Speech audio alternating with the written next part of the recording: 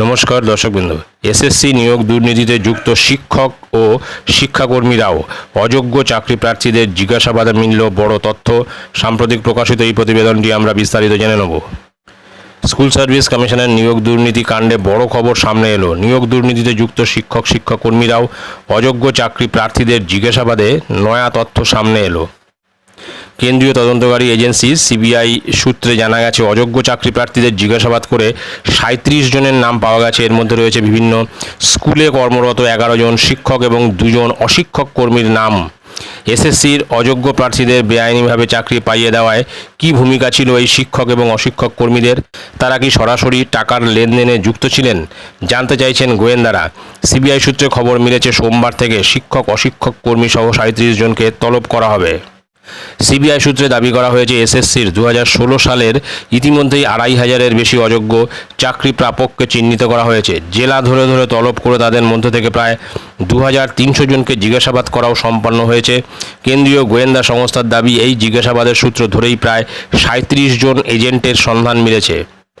প্রসঙ্গত উল্লেখ্য, এসএসসি নিয়োগ দুর্নীতি মামলায় 2016 সালের প্যানেলে চাকরি পাওয়া 25,753 জনের চাকরি বাতিল করেছিল কলকাতা হাইকোর্ট। এই নির্দেশের বিরুদ্ধে চ্যালেঞ্জ করে সুপ্রিম কোর্টে গেলে সুপ্রিম কোর্ট সেই নির্দেশে স্থগিতাদেশ দেয়। তবে প্রধান বিচারপতি DY চন্দ্রচূড় জানিয়ে দেন, যোগ্য অযোগ্য আলাদা করা গেলে গোটা প্যানেল বাতিল করা হবে না।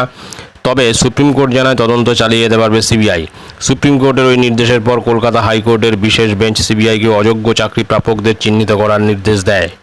সিবিআই এর আগে দাবি করেছে, নিয়োগ দুর্নীতির নীল নকশা তৈরি হতো তৎকালীন শিক্ষামন্ত্রী পার্থ চট্টোপাধ্যায়ের বাড়িতে। এসএসসির কর্তা থেকে চাকরি চুরির এজেন্ট সবাই উপস্থিত থাকতেন। সেখানে কাদের চাকরি দেওয়া হবে সেই তালিকা তৈরি হতো পার্থর বাড়িতে চাকরি বিক্রির বৈঠকে।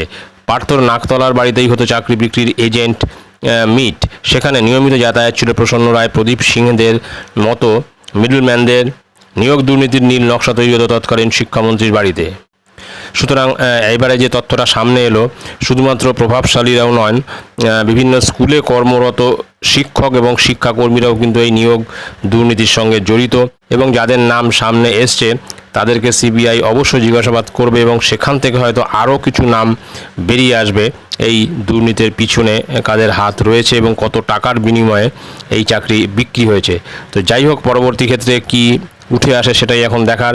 ভিডিওটি ভালো লাগলে অবশ্যই সাবস্ক্রাইব করবেন চ্যানেলটি পরবর্তী আপডেট ভিডিও পাওয়ার জন্য। ধন্যবাদ।